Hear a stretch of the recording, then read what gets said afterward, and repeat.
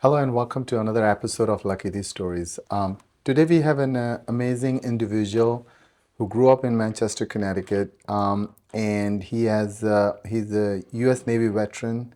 He's a businessman. He is a government employee, worked for a U.S. Postal Service, but most importantly, he's also running for the state of Connecticut November election as a lieutenant governor. Matt Corey, welcome to our episode, Lucky These Stories, man. Thank you for having me. Yeah, and I truly appreciate. I know we have been trying so hard for the last few months to have you come on a podcast, but I know it's you have a very busy schedule. And first of all, congratulations for being the Republican nominee. I was in the convention. I could see the smiling face. Thank you. And everybody behind.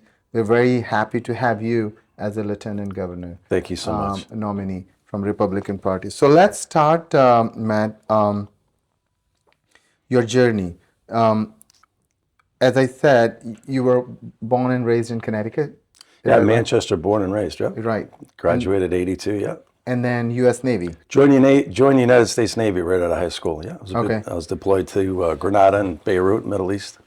Unfortunately, during the 83 conflict, we were part of the international peacekeeping force when the suicide bomber blew up the Marine barracks over there, and we lost soldiers, sailors, Marines. And Jimmy Carter era? No, Ronald Reagan. I served under Ronald Reagan, yeah. One of my favorite presidents and the best commander-in-chief anybody could ask for. Of course. So how did you end up being in U.S. Navy? Was it something you always wanted to, or was it naturally, organically it happened? Just naturally. My father served as a Army veteran in World War II. He was D-Day +7. I just felt a calling to serve my country, to give back. And it was great. It was great for me growing up. Pretty much they instill values in you that you don't really, leadership values, making sure you take pride in yourself, and they give you a bit of direction, so, which is much needed, especially coming right out of high school. I wasn't ready for college, so I thought the military was good for me, and like I said, I wanted to give back to my country, and very happy to do it.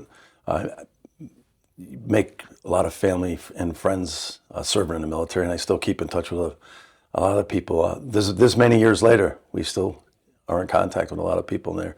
I consider them my brothers. You know, I was reading a book, Simon Sinek. I don't know if you have heard him. He's a great author, and he speaks about, he's also a corporate coach for the leadership team, and he always references to the U.S. Navy. And the way he references about the leadership qualities. And one of the things that he brings up in his book again and again is that it teaches you how not to give up, and it continuously fight, and you being at the forefront. And I think, I don't know if you see it that way or not, but I believe that when I was doing some of the research in your background before the podcast, what I found very fascinating with you was U.S. Navy, a person in one lifespan has so much that he has experienced. Not everybody gets that opportunity. U.S. Navy veteran, then you worked in the U.S. Postal Service, then you were a team master truck driver, then you own a company, window cleaning, you went across Connecticut, cleaning the windows, and then most importantly, in the recent time, you also have a business pub. You started at one of the pubs in Yeah, I used to in the hospitality business. Business, right? 22 years. 22 years. And all this happening, and then you suddenly shifted to the community service. You ran for a U.S. Senate twice, I believe? Twice, correct. Twice. And then U.S. Representative, House of Representative, you also ran? 3 times, yeah. 3 times. Early, yeah. But what fascinates me, and this is where I want to go back to your U.S. Navy thing, you were not successfully able to make it to the final round, right? Yet, when I met you in the convention, you were all for it, you wanted to, and you made it. What drives you? Is that one of your initial days in the U.S. Navy that taught you that never give up, and you continuously do? Or is it also because you have something in you that you believe that you want to do something meaningful to the community, and you haven't yet got the chance, and one day you will get the chance because you believe in it? I think it's a drive in me, but, going back to the United States Navy, you count on the people, your shipmates. You're out there on your own. So if anything ever happens to the ship, you have to make sure that you stay afloat, whether you get any type of missile hit or any type of stress, or when you go into general quarters, you're relying on every single individual there, and quitting and failure is not an option. So you do everything you possibly can to work together no matter who is there. And I think that camaraderie and never give up skills carry with you throughout your life, and things that you learn from the United States military service, no matter what branch you're in, you have that rigid leadership mentality, just attention to detail. And when they say that, when you first go in, you're like, what are they talking about? But you understand those words, no matter if you're in combat or just everyday life, serving in the military, and you bring it out, and you carry those leadership skills, whether you're working for a company or you're running your own company. And it's just never surrender. It's just, I don't, in my heart, I feel like I want to give back to the community. And when I see things that are happening and I want to make a difference, whether you win an election or not, if you give people a voice, and it's giving people a voice that don't have a voice, that's what I try to do. Being in business for that many years, I'll tell you a story, and I always relate it to the working people, is that I actually look through corporate America from the outside, literally hanging off these skyscrapers all across the state of Connecticut, watching jobs flee our state, flee our country, leave, seeing people get laid off, especially in the Hartford, Bridgeport, New Haven area. I've seen companies just pack up and move, and it affects families, it affects individuals, affects communities. Owning a hospitality business in the city of Hartford, we've had people come in and they were called layoff parties. I mean, I was there for 16 years, working with the business community, coming in, enjoying their company, knowing that we would hope they would still be there. And I've seen the downside of the state, and saying, why is this happening? And, what policies are making this happen, and why are people losing their jobs? And it really hurts your heart when you see people between the age of 50 and 60 years old, where they're too young to retire, but too old to hire, when you're competing with younger kids that have master's degrees. And we'll go even to that point with young kids with master's degrees. Owning a business in the hospitality area, we help young kids get through college, earning their degrees. But I've had kids still working for me 2 years after they had their master's degrees, still couldn't find work. And you're like, why is this happening here in the state of Connecticut? And just seeing the policies that are affecting not only my businesses, but kids that are trying to look for work. And you say, look, I want to make a difference. I want to give people a voice. I want to point out what is wrong with some of the things that are happening here, and the struggles of our younger generation, and some of the people that are older that were ready to retire but couldn't. So what's the policy that you think might benefit? Some of the things that you think that, let's say, given a chance, and you have the state of Connecticut's, consider you and bring you in the office. What are some of the things that you think would make a difference from the day you join an office? Well, I've always supported small and large businesses. I always say that you can also be pro-worker, but you can't be anti-business at the same time. They need to work hand in hand. Being in the unions, I understand both parts. Serving as a member of the Teamsters. During the 80s, we did go on strike. And I understand what working families are fighting for: better wages, better health care. But you have to understand the balance of what companies can afford. What's going to drive a company to make sure that they're taking care of their workers, but also making sure they can be competitive, because Connecticut is on a world market. Some of the materials and parts that we build in the manufacturing business are on the world stage, and most of those parts can be built anywhere in the world and shipped back to the United States. So we have to make sure that we have a state that's competitive, whether it's lowering our energy costs, making sure our regulations are within means that businesses can feel safe, making sure that that our state debt is under control. I mean, businesses look at all of that. And what you see happening around the state of Connecticut in the last 10 or 20 years is a lot of businesses leaving. I mean, we could talk about a few just leaving this year alone. Schick and Milford, those are 300 jobs that affect communities and families around the state of Connecticut. Stanley Black Decker, a company that's been here over 100 years. And the owners of that company, the builders of that company could have picked any other state to create that wonderful company that we all know, Stanley Black Decker, that merged. They could have started that company anywhere in the country, but they chose Connecticut. Why? Because we have an educated workforce, and they love our state, so they decided to do that. And going back to Stanley, he failed 3 times in business. You talk about failure, but you talk about perseverance, and now it's a global company, just because of his perseverance and what they wanted to do. This is the type of people we have here in Connecticut, people that want to stay here, people that want to work here, people that are creative, inventive, and just the entrepreneur spirit is right here in the state of Connecticut. And the reason I got involved is because I see that. I see the benefits that when my family came down and migrated to Connecticut, when there was jobs everywhere, most people came to Connecticut in the 40s and 50s because of Pratt & Whitney or Sikorsky or some of the bigger companies, and Royal Typewriter and all of those companies. And they migrated down from Maine, where the logging companies and some of the big industry were closing down, but they came to the state of Connecticut because there was opportunity. And we can bring that back to the state of Connecticut with the right policies and the right mindset. And in my heart, I love our state like most people do. And I don't have any kids, but all my nieces and nephews have left the state of Connecticut, which is heartbreaking for me because they don't have the same opportunities that I once had in the 80s or even the 70s. I mean, it was still tough in Connecticut in the 70s, but there were still job opportunities and there were still companies here, and we need to bring them back. Yeah, I am a first immigrant. I came in 99 as a student, did my master's. My wife did master's.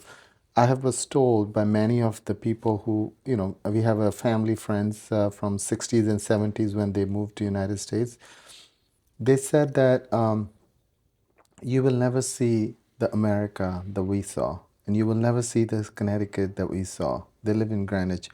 I still believe we coming from a different country and living here, we still thought that it was the great, but I know I have heard so many stories. What do you think, can bring it back in a sense? I heard you mention that bringing the business back, bringing the jobs back. I have a 16-year-old and a 13-year-old, so I'm going to speak as a father, and I'm going to say that there are one best advantage that Connecticut has is the universities. We have the greatest universities. We have Yale. We have some of the finest universities we can think of. UConn is in first 100 across the United States. But having that education and being Boston close, New York close, Connecticut is in a good spot. But then the question begins, where do they land after they have that education? And as a father, I do get worried that, I don't want them to leave Connecticut. I want them to be close to me. But then they all wants to move to California with the new money, the new, the IT industry and so forth. Have in your thought process and in your campaign, when you go across the Connecticut, are you meeting the young parents where they're raising a similar concern? And if so, what are some of the things that you think may benefit if given an opportunity to you in the November election? Yes, travel in the state, parents are concerned, especially even their grandparents are concerned if they can stay here. A lot of people can't afford to retire here in the state of Connecticut, but that's on another subject of affordability. But it's giving the younger generation an opportunity. When the average cost of a home or first-time home buyer for the younger generation is close to 40 years old, and that's just not only in Connecticut, but that's around the country. But if you look at the cost of a house here in Connecticut, throw on top of property taxes and insurance, it's out of reach for most young kids. And so they're looking for opportunity. They're also looking for excitement. They want to be around bigger cities. The urban areas are coming back. We could do that. We could do that here in the state of Connecticut, make our urban communities a lot better if they could lower the mill rates and attract businesses from around the world to come here to the state of Connecticut. We are in a great position. We have some of the finest universities where people send their young ones from around the world to go to Yale, to go to Sacred Heart, to go to Connecticut College, to go to Fairfield University. We have, just in this area alone, some of the finest universities that are putting out some of the smartest individuals in the world, becoming Supreme Court justices. I mean, even becoming presidents of the United States, graduating from our universities here. You have MIT, that's not far up the next state over, but then you also have some of the best trade schools that are putting out. If we can direct our younger population into the trades where they're paying six figures. We have 8,000 jobs open at Electric Boat. The problem is they're farming from the smaller machine shops around that area, which is hurting the smaller businesses. So we have to be conscientious of how do we keep our young kids here? How do we make the state of Connecticut more affordable and more attractive for them to stay, to give them hope? And it's a concern everywhere. And I just met a young couple last night. Their son is 25 years old, landed a job in the insurance industry, and I thought that was great. He wants to stay. He goes, I love the state of Connecticut. It's paying him enough. One of the fortunate ones, it's paying him enough to actually afford to live here in the state of Connecticut. The problem is he doesn't own his own first home yet, so he's got the luxury of still living with his parents, but hopefully he can save up enough and find a place of his own to start a family and move on. That's yet to be seen. Yet to be seen. So his parents are worried. He's happy he's got a job, but his parents are worried that their younger generation, their son, will not be able to afford a place to stay here in the state of Connecticut. As a father, again, I'm going to talk. When I started my life with my wife, the interest rates were very low. We were able to afford, we were able to save, but again, being also a discount, first immigrant, you always try to be a little more tight towards how you spend the money. So we came from that thought process. We were able to afford a house, pay the decent amount of down payment while we were renting an apartment. But renting an apartment in early 2000 and renting an apartment today is very different. I would say, I don't know if I have to start my life today and if I have to rent that property and save 20% for my next home, it is next to impossible. I don't know, would you agree to that? It's very difficult. It is and then you have an interest rate which is 7%. So it's very scary. Well, the young kids are carrying on that student debt unless they're smart. And there is a student debt for the young kids. On top of a mortgage, on top of property taxes. So there has to be fiscal responsibility within the leadership of not only the country, but within the leadership of the state of Connecticut. Mm-hmm. The inflation rate went up to close to 11% with trillions of dollars being borrowed, which drove up interest rates, which drove up property values, and it's just, which drove up property taxes. And so everything is relevant, and you say, well, my home went up 30, 40%, correct. But if you were to sell that home, you got to pay the capital gains tax on that, so you're really losing. But then again, you have to find something that's equivalent, and you're stuck in the same position. And so you have a lot of empty nesters that won't sell their home to the younger generation, even though they moved on to 6 months in Florida, 6.5 months in Florida, where they don't have to pay, the residency taxes of the state of Connecticut. But you have a lot of empty nesters that won't give up their home because of the tax policies of where they would lose a third of the value just in taxes alone. So there's a lot of things that they could restructure to put more homes on the market. And I believe there was a housing bill on the federal level to keep Wall Street from buying a bunch of single-family homes up. I heard that. Yeah, and hopefully they can pass that. But there's a lot of different things they can do to get young kids into their first-time home buyer, and that's what we need to do. But these are just people that have the willingness to work together and change the policies to make sure that they keep not only our seniors in mind, but the younger generation in mind, and make sure that there's opportunity for them Yeah. here. I want to shift a little bit towards, as you now, as I was talking to you offline camera, that you are running as a lieutenant governor. Correct. You have Ryan Fazio, who's running as a governor. Two different mindsets. We all are different in many ways. We have our way of doing things, our vision for the state, our vision for the country. But end of the day, you are basically going to work with him hand to hand, given an opportunity to run an office. I want to understand two things from this. Okay. One is, how is your working relationship post convention with him? And what are some of the things that you have learned from him that you think that aligns with you? And how do you plan to navigate those relationships as you take an office? Because that's a big task. It's not an easy thing.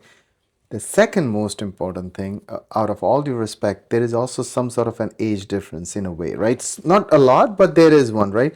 So it always comes to a point where you have this age and you have this age. There is always going to be, even my 6-year-old younger friend thinks that, oh, you don't understand, this was not the case in your time, but it is now.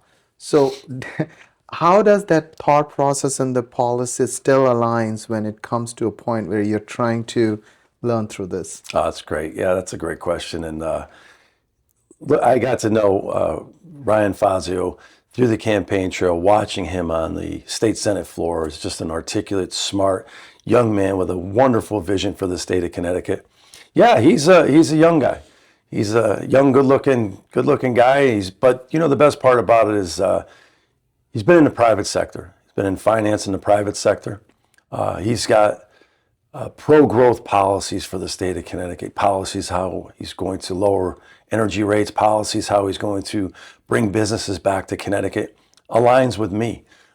It's one thing to talk about it, but it's another thing to live it. And I think the age difference is wonderful because here you guy that has a young vision for the state of Connecticut, who can relate to the younger generation, his generation of people growing up, which is a different generation vision of when I grew up. The technology today is completely different than the technology back when I was growing up. I mean, we couldn't even use a Texas Instrument calculator going through school, and now they have coming into artificial intelligence, which is, I believe, is a wonderful thing. It's a wonderful tool if it's used the right way. And back in the day, we used to have to go to a library going through the Dewey Decimal System, which young kids wouldn't even know what that is, but looking up cards to find out where your book was, and it would take you an hour and a half to find a book to do a book report on for school. But typing into a Google thing, you have millions of things. So his perspective of his growing up in the world and my perspective is completely different. But between the two of us, I bring life experiences. I bring small business experiences. I bring what I've learned, the wisdom of understanding what small businesses are going through, his knowledge of how he can look at things when people tell him the issues of what is happening. He can shake his head and absorb all that. And then I could tell him, look, I've lived these policies. I understand what they're talking about, the cost of doing business, the cost of energy, the cost of food, the cost of labor, the cost of taking care of your employees with their health care, the cost of insurance to keep that business running, the daily grind of all these regulations that are coming down. I actually live them. So not somebody that's nodding their head, but to give him reference when he makes his policy decisions, when he puts forth a budget, when he votes against regulations or votes for something, I can give him those real life experiences from my age and from what I lived. From his perspective, he can show this is a different way than the old school ways. Not that our ways are any different.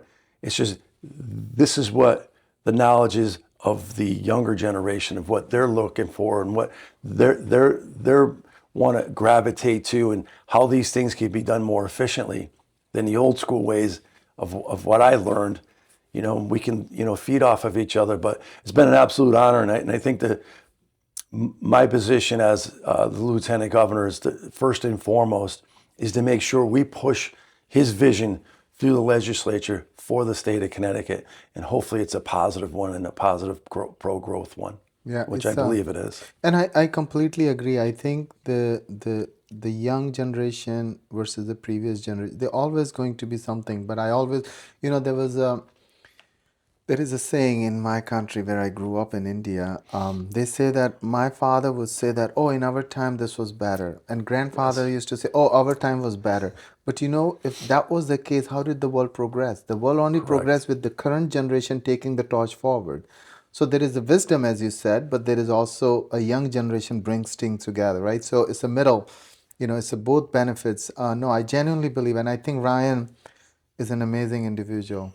He's very smart. Very smart. Smart young man. It has very, and it's just he has the best part about that, he loves the state of Connecticut. And he did what I did. He got off the couch and he says, I want to make a difference. And he got elected, and he got elected in a very tough district, but he related to the people. They listened to him, and he also listened to the constituents.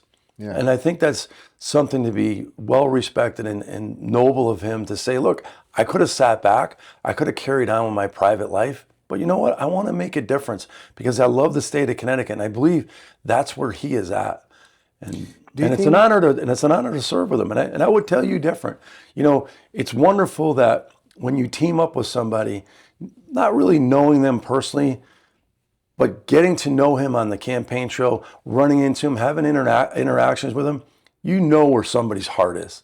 And I can see where his heart is. Win or lose, I can see where his heart is. And if people need to notice that. He's not, I don't think he's doing this for a title. I don't think he's doing it for anything but the same thing I put my efforts in my time in because we care. We care about our community, we care about our state, and we care about our country. Yeah. And we care about the next generation. And coming from his age group, he sees the struggle within his own generation and the kids that are just a few years younger than him. I see the struggles of people that are my age, like I said, that are too young to retire, that are struggling to figure it all out because of the job losses and the layoffs. Myself growing up, kids right out of high school would be able to get a job in any of these big insurance industries or financial industries in the city of Hartford because they were taking people from the ground up without college degrees. And they worked their way up. And they found themselves in great positions, but, due to financial or no fault of their own, they found themselves being laid off or being sent out with severance packages. And where do they go from here? Do they take a third in a pay cut because of a young college kid that'll work for a third of what they used to work for? So not to get back to that, but these are the type of generations that I look at and care about. Not that I'm not looking for the next generation to come up and have the same opportunities. He sees that at his level in his age group. So I think the combination mixes well. 100% agreed. Do you think, in the state of Connecticut, as we know, we have Democrats for almost twice, right? Or three times. They've been in control for 60. The legislator for close to 30 to 40 years in the state of Connecticut. Do you see that Connecticut is ready for a shift?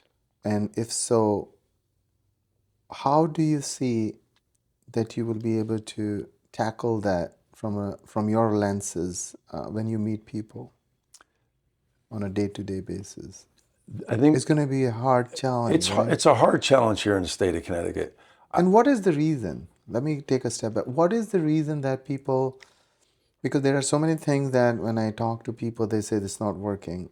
Yet companies are moving out. There are so many, there's an inflation, as you mentioned, 11%. People see it. People are very educated these days. They can go online. They can see everything, right? What is that is, yet they are still able to navigate and still make it their way? It's very difficult to navigate through the state of Connecticut, navigate through the media. When the media sometimes coddles these politicians, they don't really I'm not saying all of them, but sometimes they don't ask the tough questions.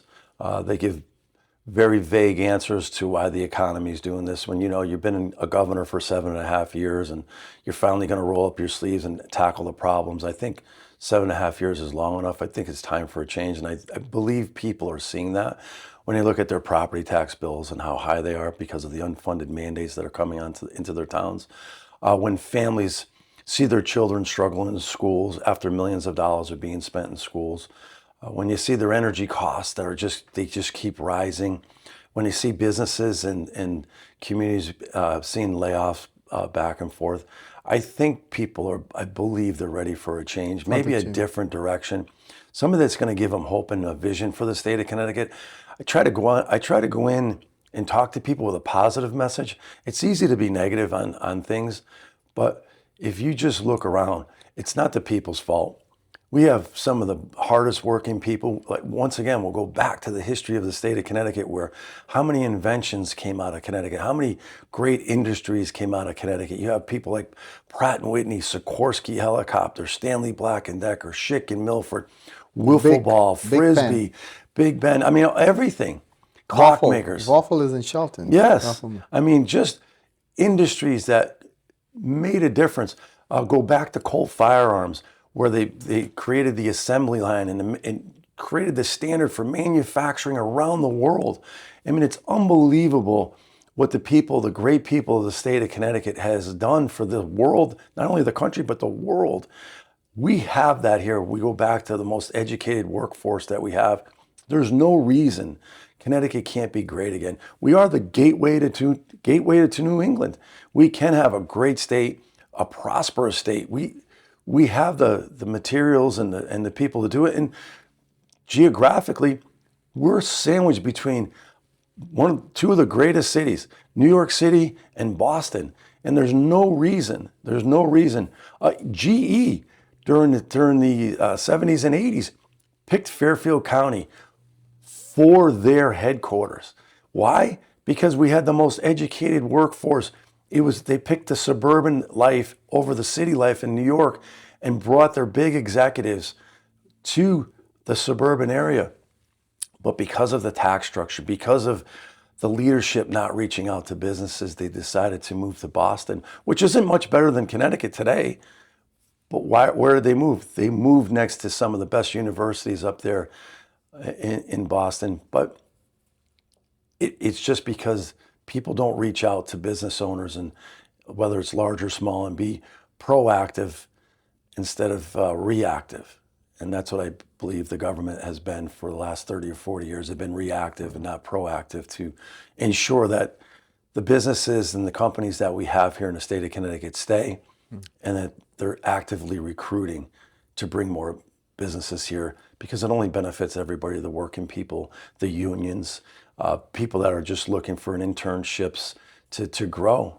And it helps every community out. And as I've traveled the entire state of Connecticut, not only campaigning, but over the 33 years of my window cleaning business, and I always say there isn't a city or town that I haven't worked in or traveled through. You see the devastation sometimes when big companies leave, and staple companies that have been here for over 100 years that love the state of Connecticut, but just couldn't afford to do business here anymore. So a change of leadership, a change of attitude, where we're going to bring some positivity to the state of Connecticut. I think people are ready for that. I mean, it's easy to be negative, but if you give people hope, a vision, I believe they'll look and say, you know what, I'll give it a chance. Of course. I was asking my 13-year-old that I'm going to have, a Republican running for Lieutenant Governor. What is the one question you would ask if you had an opportunity? And his question was, he knows about the governor, what governor would do when he comes in the office. Like, he's then in charge, he's the head of the state. His question was, what does Lieutenant Governor would do when he comes in the office? On paper, you may have a different job duties compared to what the governor would have. How would you explain that to a 13-year-old, that what does the Lieutenant Governor does when he is in the office the very first day? Well, I would like to define the office, and I would say until we get an 18-18 tie in the state Senate, the lieutenant governor's office is basically ceremonial. You're there, you oversee the state Senate, but what I want to do just to define that is making sure my first and foremost obligation is to make sure that we push through the governor's vision for the state of Connecticut.